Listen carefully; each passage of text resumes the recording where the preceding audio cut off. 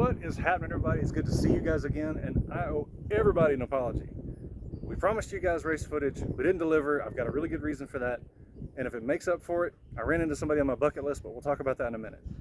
So last time we spoke, we told you guys we were going to get footage of the Texas thaw, which was supposed to have been March 7th and 8th. There was some pretty bad rainstorms that weekend, so they canceled it. They moved it to the next weekend, which would have been March 14th. And of course, that weekend, there were those major windstorms. I had already gone down to take care of my parents' place because they were going to Florida to go see my sister for about 2 weeks.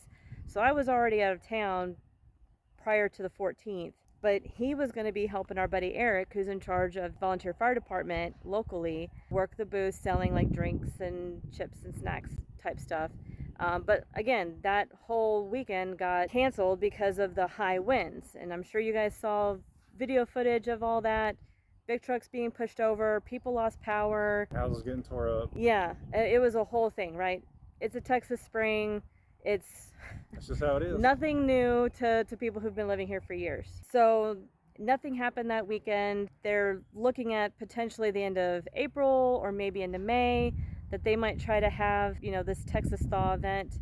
I think at some point, if it doesn't happen, it's just going to get... Yeah, let's just call it a mullet. Yeah, move it to next year. Exactly. It's already thawed. It's already thawed. We've thawed. But you heard her say a minute ago that she snuck out to her parents over one weekend. I came out there the following weekend, or 2 weekends later, excuse me. I'll get my weeks right in a minute, to hang out with her, help her with the goats and the chickens and the tumbleweeds. And I'm on my way back here because, of course, I still had to go to work Monday morning. I'm passing through the booming metropolis of Dickens, Texas, which if you've been through there, you know that's a joke. I passed a pair of Tri-5 Chevys sitting on trailers on the side of the road. And I thought to myself, one of those Tri-5s looks really familiar. I wasn't 100% sure because I thought there's no way he would be all the way out in Texas. Georgia's such a long way from Texas. But the further I drove, I thought, no, I'm almost certain I saw who I thought I saw. Or at least I saw his car. So I pull off the side of the road, just shy of the 4-6's ranch.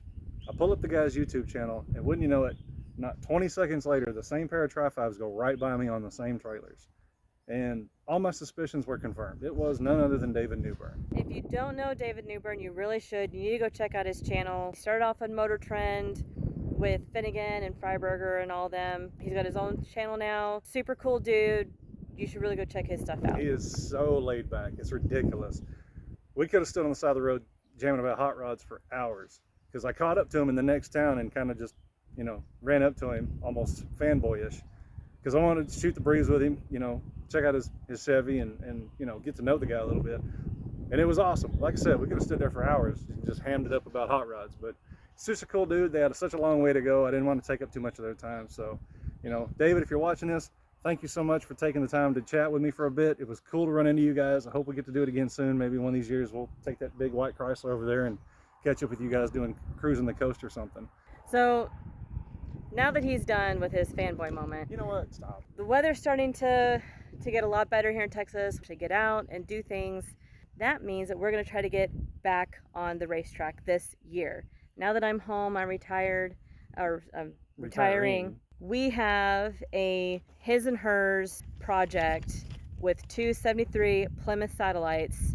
They're going to kind of be identical. We're looking for like a deja vu, type situation. But we really hope that you guys will follow us along on this journey to get these two back up and running. And of course, maybe we'll see which one of us is the better racer.